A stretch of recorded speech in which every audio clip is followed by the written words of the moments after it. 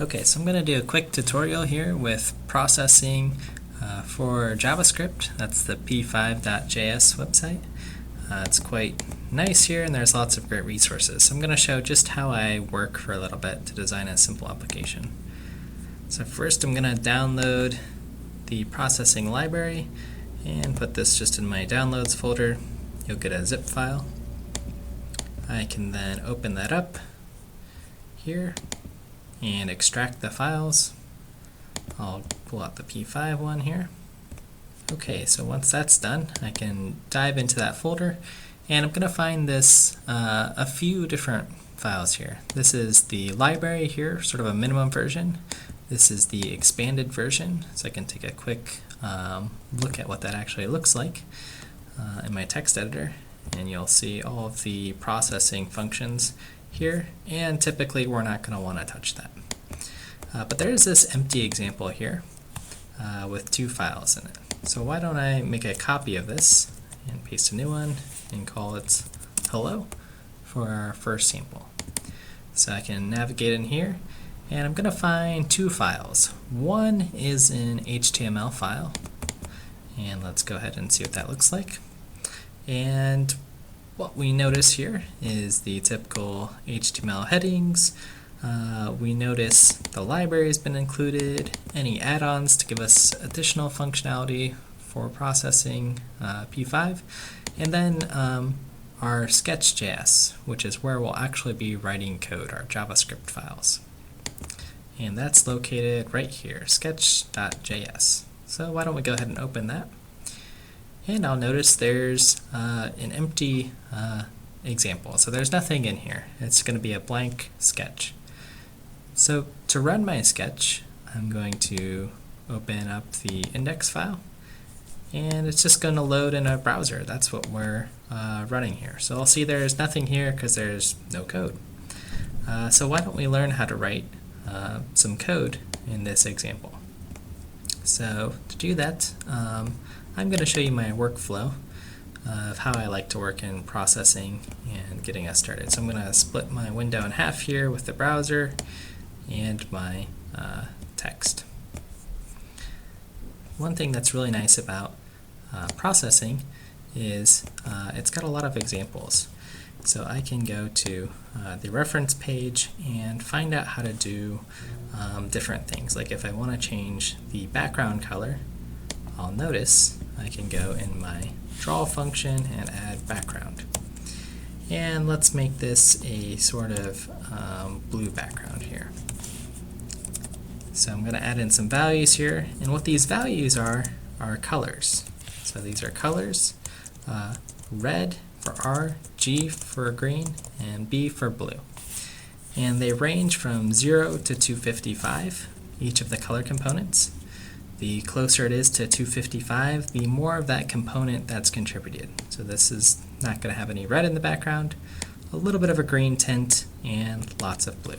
So if I save, hitting Control S, and refresh this page, I'll see I have a blue background in my sketch.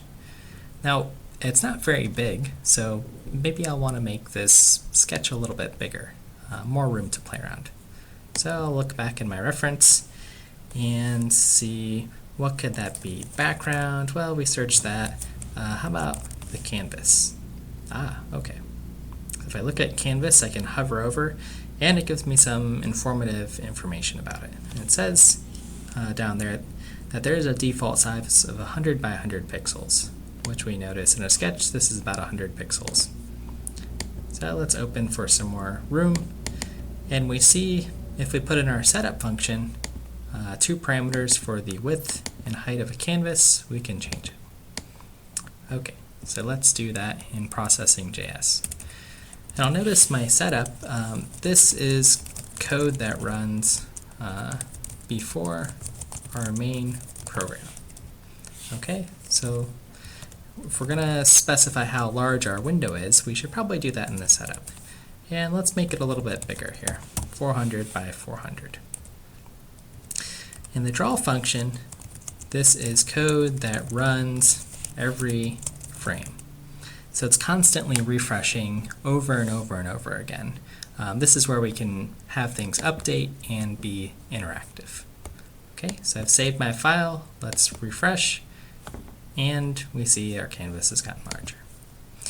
Now let's add some other interactive elements here. What kind of shapes do we have? Well, I see there's shape here, so I can search, and oh, how about an ellipse?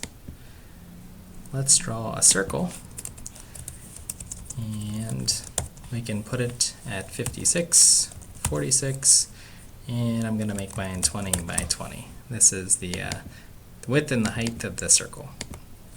Okay, I'll refresh, switch back to my window, hit F5, and voila, a circle shows up.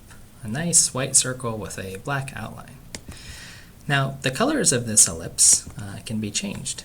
And to do that, I might search color to learn about some color here. And let's see, there's alpha, blue, brightness, color for specifying colors. But there's also the stroke, which sets the color used to draw lines and borders around shapes, and fill. Sets the color used to fill shapes. So let's see how we use that. Fill here takes in 3 parameters. V1's the red, V2 the green, V3 the blue, as discussed.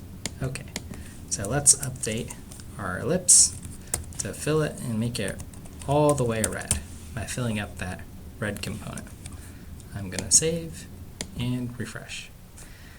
Alright, so this isn't quite interactive yet, so I want to add one more piece here. And to do that, I want to do something with my mouse.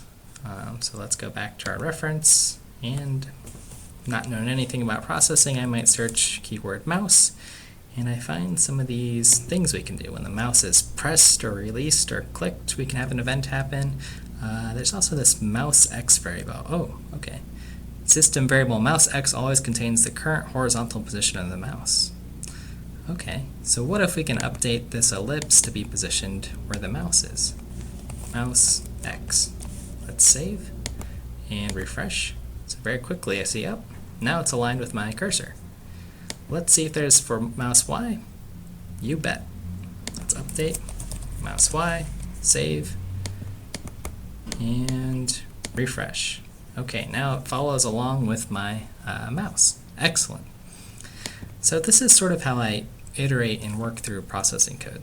I make some assumption about some function that might exist. I try to search for it, and I'm constantly saving my sketch on my right here, the JavaScript code, and then refreshing my browser to update it. Very quick, allows a lot of iteration. And that's all for now.